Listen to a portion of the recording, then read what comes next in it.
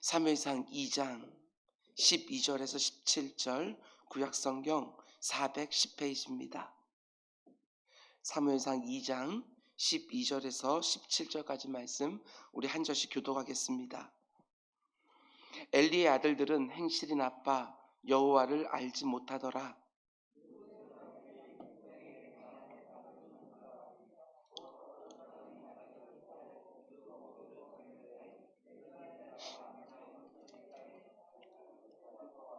그것으로 냄비에나 소대나 큰 소대나 가마에 찔러 넣어 갈고리에 걸려 나오는 것은 제사장이 자기 것으로 가지되 실로에서 그곳에 모든 이스라엘 사람에게 이같이 할 뿐 아니라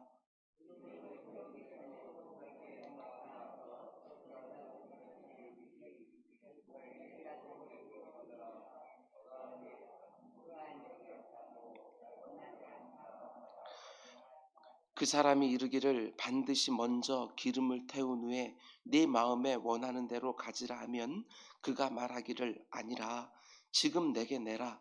그렇지 아니하면 내가 억지로 빼앗으리라 하였으니 이 소년들의 죄가 여호와 앞에 심히 크면 그들이 여호와의 제사를 멸시함이었더라. 아멘. 아멘. 오늘 새벽 제단에 드려진 예물이 있습니다.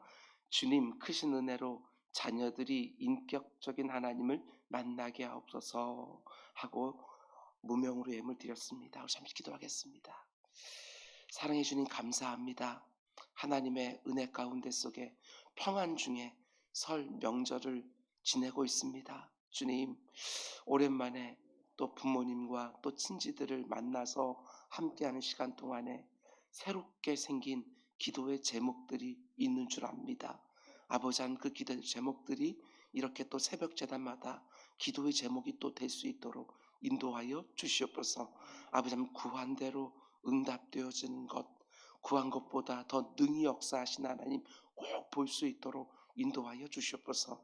요단강을 나 혼자 건너지 않게 하시고 내 곁에 허락하신 모든 사람들과 더불어 함께 건너는 모든 가정들 될 수 있도록 인도하여 주시옵소서.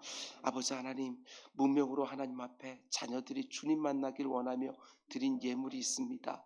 그 어떤 기도의 제목보다도 너무나도 소중한 기도의 제목인 줄 믿사오니 내 주 아버지 하나님 그 자녀들이 주님 온전히 만나서 그 가운데 주님과 교통하며 교제하며 사귐이 있도록 주님 인도하여 주시옵소서. 이 모든 말씀 예수님의 이름으로 기도드렸습니다. 아멘. 아멘. 명절 잘 보내셨습니까? 너무너무 잘 오셨습니다. 오늘도 하나님께서 우리를 위하여 좋은 것을 예비해 놓으신 복된 날인 줄 믿습니다. 아멘. 나를 존중히 여기는 자를 나도 존중히 여기리라 라는 주제로 사무엘상 말씀을 함께 보고 있는데 오늘은 6번째 시간입니다. 오늘 말씀의 제목은 엘리에서 홈리와 비나스가 나오고 한나에게서 사무엘이 나오고 이런 제목으로 말씀 전하도록 하겠습니다. 그 당시 이스라엘의 대제사장이었던 엘리에게서 패역한 두 아들인 홈리와 비나스가 나오고 그 당시 여인은 수에도 치지 않는 시대에 한나에게서 이스라엘의 새 시대를 열게 될 사무엘이 나오고 이런 제목으로 말씀 전하도록 하겠습니다. 오늘날 많은 성도들이 교회 안에서 받는 직분을 그렇게 귀한 것으로 여기지 않는 것 같습니다. 우리 부모 세대들은 직분을 참 귀한 것으로 여기고 또 사모하기도 했는데 오늘날에는 그렇게 귀한 것으로 여기지도 않고 사모하지도 않는 것처럼 보여집니다. 왜 그럴까? 참 많은 이유들이 있겠지만 저는 이런 이유도 있지 않을까 생각을 했습니다.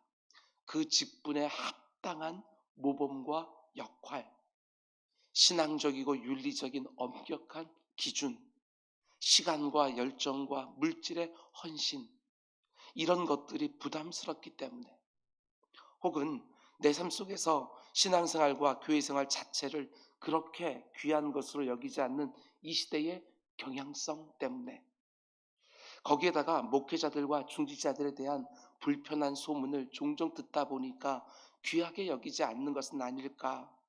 참 안타까운 시대가 된 것은 틀림이 없는 것 같습니다. 오늘 본문에서 우리는 제사장이라는 너무나 영광스러운 직분을 받았지만 그 직분에 전혀 합당하지 않은 사람들을 보게 됩니다. 엘리 제사장도 그렇고 그의 두 아들 홈니와 비나스 제사장도 마찬가지입니다.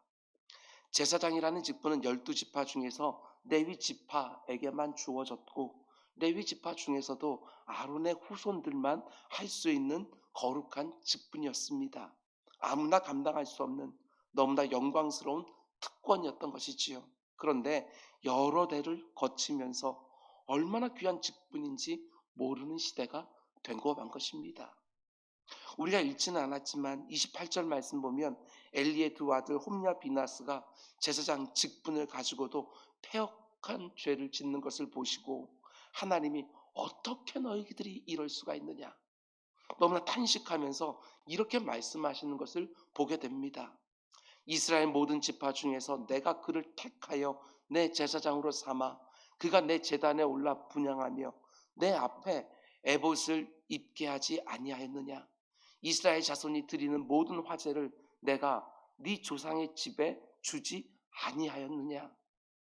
그 뒤로 이런 말씀들이 붙어 있을 것 같습니다. 그런데 도대체 왜 너희가 그런 패역한 죄를 짓고 있느냐. 하나님이 직접 제사장 직분에 대해서 말씀하시는 것입니다. 첫 번째로 그가 내 제단에 올라. 제사장을 세워 제단을 섬기겠다는 게 얼마나 귀한 일인지 모릅니다. 죄를 지은 백성들이 그 제단을 통하여 하나님의 죄사함을 받고 자유함을 누리는 것이지요. 늘 죄를 먹고 마시는 그 백성들에게 죄사함을 상징하는 제단은 너무나도 절대적인 필요지요. 그 귀한 일을 감당하는 일에 제사장들을 세워주신 것입니다. 두 번째로 그가 내 제단에 올라 분향하며 그들은 매일매일 하나님 앞에 나아가 분향을 드렸습니다. 오늘 우리식으로 말하면 하나님 앞에 나아가 이스라엘 온 민족을 대표하여 기도를 드리는 것입니다. 이것도 엄청난 영광이지요. 온 백성을 대표하여 하나님 앞에 나아가 기도를 드리는 역할을 맡았습니다. 세 번째로 내 앞에서 에봇을 입게 하지 아니하였느냐. 제사장들이 하나님 앞에 나아갈 때 입는 옷이 바로 에봇입니다. 지극히 거룩한 하나님 앞에 나아갈 때 입는 예복, 그게 바로 에봇이지요. 구별됨과 성결함을 상징하는 특별한 예복을 제사장들에게 입혀주신 것입니다. 너무나 영광스러운 직분, 그게 바로 제사장이었던 것이지요. 그런데 어떻게 됩니까? 그렇게 영광스러운 직분을 엘리의 두 아들 홈니와 비나스가 맡았는데 오늘 우리는 참 마음 아픈 이야기를 보게 되는 것이지요. 그 직분에 담겨있는 영광을 다 잃어버린 세대가 등장하고 있는 거예요. 아버지 엘리 제사장 때부터 그 직분의 영광이 점점점 약해지다가 그 아들의 때에 가면 그 직분 안에 담겨있는 영광을 완전히 잃어버리는 것, 평신도들보다도 못한 모습을 보이는 것, 이것이 오늘 본문에 고발되고 있는 거예요. 그러면 홈리와 비나스가 어떻게 그 귀한 제사장 직분을 감당을 했습니까? 오늘 본문은 이렇게 시작합니다. 12절 엘리의 아들들은 행실이 나빠 여호와를 알지 못하더라. 한글 성경에는 행실이 나빠서 여호와를 알지 못한다고 말하는 것처럼 되어 있지만 히브리어 원문을 직역하면 이런 뜻입니다. 엘리의 아들들은 행실이 나쁜 자들이라. 왜냐하면 여호와를 알지 못하기 때문이라. 이렇게 되어 있어요. 그들의 행실이 왜 그렇게 악해졌지요? 하나님이 어떤 분인지 알지 못하기 때문이라고 고발하고 있는 것이지요. 당연하지 않습니까? 하나님이 어떤 분인지 제대로 알면 그렇게 못합니다. 하나님이 어떤 분인지 모르니까 그렇게 하고 있는 것이지요. 이게 참 이상합니다. 엘리의 아들들은 제사장들이지요. 제사장들인데 그들을 가리켜 여호와를 알지 못한다. 이렇게 말하는 것이에요. 지금 제사장의 직분을 행하고 있음에도 불구하고 여호와를 알지 못한다. 이런 일이 가능합니까? 예, 얼마든지 가능합니다. 목사로 교회를 섬기고 설교를 늘 하고 있지만 얼마든지 하나님을 모를 수 있다는 것이지요. 너무나 두려운 말씀이지만 얼마든지 그럴 수 있습니다. 언젠가 제가 싱가포르에 가서 컨퍼런스에 참석했을 때 같이 방을 쓰던 시골에서 온 목사님 한 분, 연세가 지긋하신 분이었는데 그때 막 목사 안수를 받은 저에게 이렇게 거듭거듭 말씀하셨습니다. 하나님 만나야 됩니다. 하나님 만나야 됩니다. 목사에게 그런 말씀을 합니다. 오늘 새벽 제단에 드려진 예물처럼 내 사랑하는 자녀들이 하나님을 인격적으로 만나기를 원합니다. 이런 기도 제목을 성도님이 드리지만 그 목사님은 저 젊은 목사에게 이렇게 말하는 거예요. 하나님 만나야 됩니다. 하나님 만나야 됩니다. 그때는 그 말이 불쾌하게 들리기도 했지만 예, 그렇지요. 하나님을 만나는 거 그것처럼 여러분 중요한 게 우리에게 또 어디 있겠습니까? 목사도 마찬가지고 평신도도 마찬가지입니다. 하나님을 전하면서도 하나님이 어떤 분인지 안 믿을 수도 있는 것이고 하나님의 일을 하면서도 하나님이 그걸 어떻게 보고 계시는지 전혀 관심이 없을 수도 있다는 것입니다. 직분은 너무너무 중요한 것이지만 그 직분이 우리의 영성을 보증해 주는 것은 절대로 아니라는 것입니다. 목회를 하면 할수록 목사가 어쩌면 제일 위험하겠구나 이런 생각이 들 때가 정말 있습니다. 직분이 영성을 보증해 주는 것이 아닌데 남들이 그렇게 생각하니까 나도 그렇게 생각하다가 나도 망하고 남도 망하게 할 수 있는 것이지요. 이 땅의 목회자들을 위해서 여러분 꼭 기도해 주셔야 됩니다. 바리새인들, 우리 주님께서 뭐라고 비판하셨습니까? 너희들이 소경이 되어서 너희도 그 문으로 안 들어가고 다른 사람들도 그 문으로 못 들어가게 너희가 막고 있구나. 얼마든지 그럴 수 있다는 것이지요. 여기서 여호와를 알지 못한다는 것은 하나님에 대해서도 들은 바도 없다, 하나님에 대해서 지식적으로 아는 것이 없다, 이런 말은 아닐 것입니다. 제사장의 아들로 태어나서 어릴 때부터 하나님에 대해서 듣고 배웠을 것입니다. 20살 때부터 제사장의 일들을 실습하면서 훈련까지 다 받았을 것입니다. 다 보고 다 듣고 몸으로도 다 익힌 것이지요. 하나님에 대한 지식은 그 누구보다도 많이 가지고 있습니다. 그래서 지금도 제사장의 직분을 감당하고 있는 것이고, 그런데 문제는 하나님을 알지 못한다, 성경이 말하고 있다는 것입니다. 이 말의 뜻이 무엇일까? 제가 늘 말하는 것처럼 하나님과의 인격적인 만남이 없는 것이지요. 내 마음 중심을 다해서 하나님을 사랑하고 섬긴다는 게 뭔지를 모르는 거예요. 하나님의 존재를 머리로 인정하는 것처럼 보여도 정작 삶에는 그분이 없는 것입니다. 이해가 되시지요? 이게 바로 하나님을 모르는 거예요. 이렇게도 말할 수 있습니다.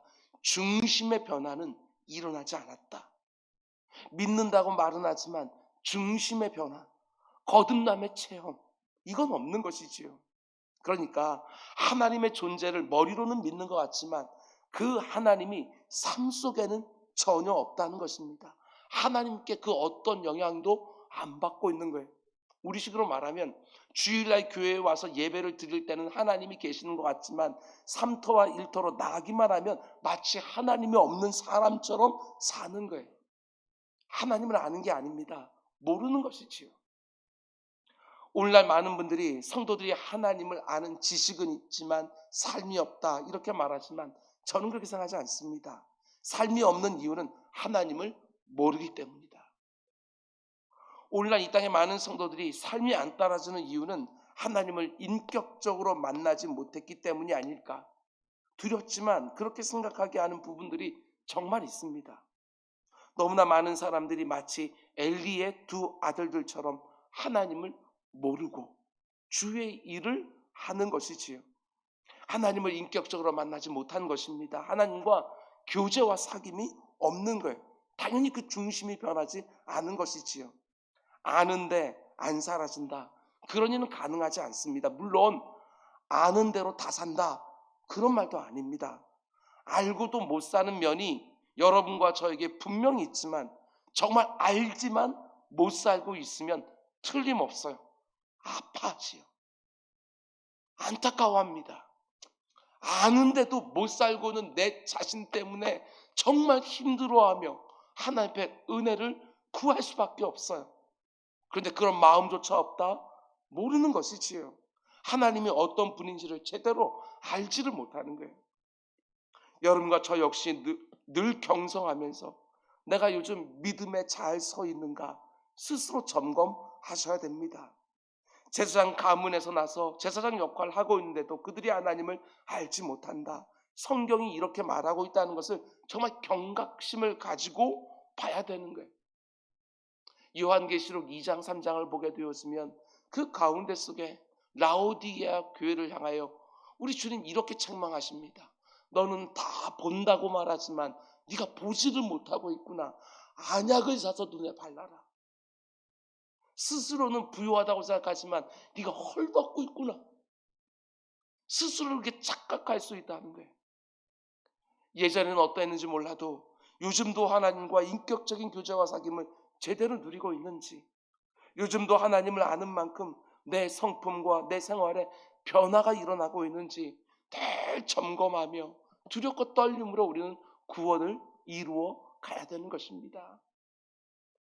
이어지는 구절들을 보면 엘리 제사장의 두 아들이 행한 악행의 구체적인 모습이 나옵니다. 13절과 14절 말씀 보면 그 제사장들이 백성들에게 행하는 관습은 이러하니, 관습 이렇게 말하는 것으로 봐서 이런 일이 한 번, 두 번 있었던 것이 아니라는 것이지요. 얼마나 반복적으로 이런 일을 했는지 이제 그들의 관습이 되어버린 거예요. 곧 어떤 사람이 제사를 드리고 그 고기를 삶을 때에 제사장 사환이 손에 세 살 갈고리를 가지고 와서 그것으로 냄비에나 소대나 큰 소대나 가마에 찔러 넣어 갈고리에 걸려 나오는 것은 제사장이 자기 것으로 가지되 실로에서 그곳에 온 모든 이스라엘 사람에게 이같이 할 뿐 아니라.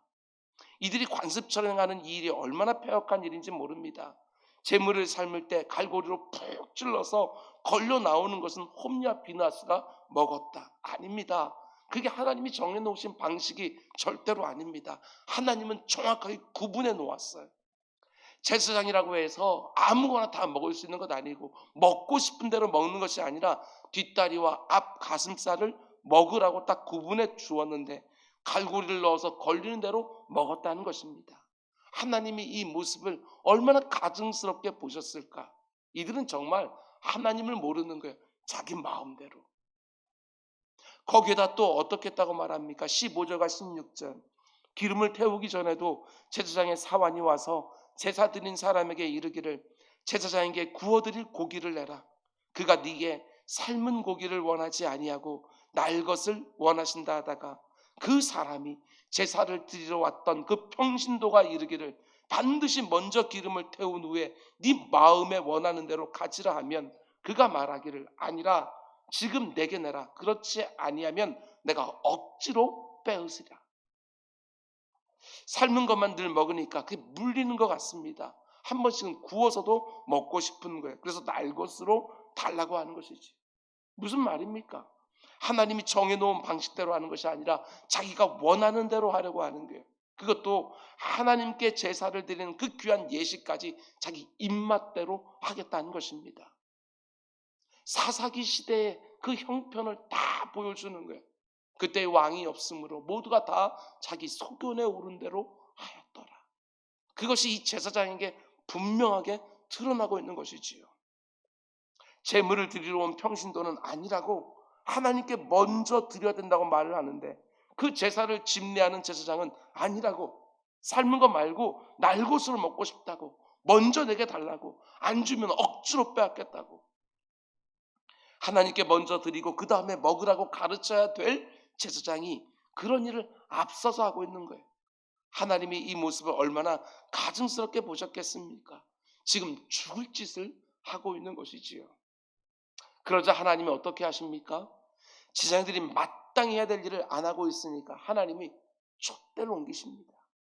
그 제사장들 대신에 사무엘을 준비시켜요. 촛대를 옮기시는 것이지요. 그런 면에서 우리가 조심해서 봐야 될 것이 하나 있습니다. 촛대를 옮기시는 하나님. 우리가 참 어리석어서 내가 뭘 잘못하고 있고 뭘 안 하면 하나님 마치 큰 손해를 볼 것처럼 생각하기도 합니다. 그렇지 않습니다. 하나님이 나를 써주시는 것이 너무나도 영광스러운 일이고 감격스러운 일이지, 내가 못하고 안 한다고 해서 하나님이 하시려는 일에 지장이 생기는 것은 절대로 아니라는 것입니다. 또 다른 사람을 세워서 하나님은 자신의 역사를 계속해서 이루어 가시는 거예요. 저 역시도 마찬가지입니다. 목사 안수를 받을 때 이런 두려운 마음이 들었었습니다. 내가 목사의 직분을 받아놓고 큰 잘못을 하면 하나님의 영광을 심각하게 가리지는 않을까. 그러나 그렇지 않습니다. 저 같은 목사는 실패할 수 있어도 하나님은 절대로 실패하지 않습니다. 또 다른 사람을 세워서 하나님은 자신의 역사를 계속해서 이루어 가시는 것이지요. 엘리의 두 아들이 무너지니까 하나님이 어떻게 하십니까? 새로운 사람을 세우시는 거예요. 경건한 엘가나와 한나의 아들 사무엘을 세워서 자신의 역사를 계속해서 이어가게 하시는 거예요. 이게 바로 하나님의 방식 아닙니까? 여러분, 제가 대학원을 다닐 때 교회의 역사를 공부하면서 참 두렵고도 마음 아픈 부분이 있었습니다. 그것은 하나님이 촛대를 옮기신다는 것입니다. 촛대를 옮기신 하나님. 예수님이 소아시아 일곱 교회에 대해서 말씀하시면서 이렇게 경고하십니다. 이것은 에베소 교회를 향한 경고입니다. 그러나 너를 책망할 것이 있으니 너의 처음 사랑을 버렸느니라. 그러므로 어디서 떨어졌는지를 생각하고 회개하여 처음 행위를 가지라. 만일 그리하지 아니하고 회개하지 아니하면 내가 네게 가서 네 촛대를 그 자리에서 옮기리라. 그렇습니다. 하나님은 때로는 작정하시고 촛대를 옮기십니다. 예루살렘 교회가 복음 증거의 사명을 제대로 감당하지 못하니까 하나님 그 촛대를 안디옥 교회로 옮기십니다. 이스라엘을 사용하시던 하나님이 로마 제국을 사용하기 시작하시고, 로마에서 독일로 촛대를 옮기시고, 독일에서 영국으로, 영국에서 미국으로, 미국에서 한국으로 촛대를 옮기십니다. 우리도 마찬가지예요. 내가 안 하면, 우리가 안 하면 하나님은 그 촛대를 옮기시는 것입니다. 한국 교회가 제대로 감당하려고 하지 않으면 하나님은 얼마든지 동남아시아나 아프리카 교회로 복음 증거의 사역을 옮기시는 것이지요. 하나님의 놀라운 역사에 쓰임 받는다는 것이 얼마나 영광스러운지를 모르고 충성하지 않으면 하나님은 얼마든지 촛대를 다른 곳으로 옮기시는 거예요. 이사야처럼 하나님, 제가 여기 있습니다. 저를 사용하십시오. 하나님은 자원하는 심령을 기뻐하시는 거예요. 억지로 마지못해 겨우겨우 감당하는 것이 아니라 하나님은 그 직분을 감격스럽게, 영광스럽게 쓰임받는다는 것을 너무나 감사하며 손을 드는 그 사람들을 통하여 자신의 역사를 이루어 가시는 것입니다. 능력이요, 실력이요, 가진 것이요, 그게 뭐가 그렇게 큰 문제가 되겠습니까? 하나님은 모든 것에 충만하신 분이신데 구할 줄 아는 사람들, 그들을 통하여 하나님은 자신의 역사를 또 이루어 가시는 것이지요. 오늘 이번 새벽 시간에 또 우리 기도합시다. 하나님, 저를 좀 계속 좀 사용해 주십시오. 우리 가정 계속 사용해 주십시오. 우리 교회 계속 좀 써주십시오. 하고 그 쓰임 받는 그 감격을 가지고 구하는 우리 모두가 될 수 있기를 주님의 이름으로 축원을 드립니다. 여러분, 설 명절 연휴 가운데 있습니다. 이 새벽에 기도할 때에 부모된 나를 위해서 기도하고 또 하나님이 내게 맡기신 자녀들을 위해서 기도하기를 원합니다. 하나님, 내가 엘리와 같은 부모가 되지 않게 하시고 엘가나와 한나와 같은 신실한 부모가 되게 해주십시오. 하나님, 내 사랑하는 자녀들을 홈리와 비느하스로 키우지 않게 하시고 사무엘로 키우게 해주십시오. 하나님이 나를 보내신 그 가문에서 계속해서 엘가나와 한나와 같은 경건한 부모들이 나오고 그런 부모들 아래에서 사무엘과 같이 하나님께 요긴하게 쓰임받는 자녀들이 계속해서 나오는 은혜를 허락해달라고 기도하는 새벽이 되기를 주님의 이름으로 축원을 드립니다. 아멘. 우리 기도하겠습니다. 사랑의 주님, 감사합니다. 이 설 명절 연휴 가운데 오늘 본문의 말씀을 우리에게 보여주신 데에도 하나님의 분명한 뜻이 있는 줄 압니다. 아버지는 두 가문의 이야기를 봅니다. 제사장 가문의 이야기와 한 경건한 평신도 가문의 이야기를 봅니다. 내 주 아버지 하나님, 우리가 어떤 직분을 받았는가 그게 중요한 것들이 아니라 하나님 앞에 나아가 정말 신실하게 살고 싶어서 은혜를 구하면서 늘 하나님께 쓰임받기를 원하는 우리 모두가 될 수 있도록 인도하여 주시옵소서. 아버지 하나님, 이 새벽에 사랑하는 가족들 놓고 온전히 기도할 때 하는 그 가운데 속에 엘가다와 한나와 같은 신실한 부모들이 계속해서 나오게 되어지고 그 가운데 속에 사무엘과 같이 잘 쓰임받는 그런 복된 자녀들 계속해서 나오는 역사 있게 하여 주시옵소서. 이 모든 말씀 예수님의 이름으로 기도드렸습니다. 아멘.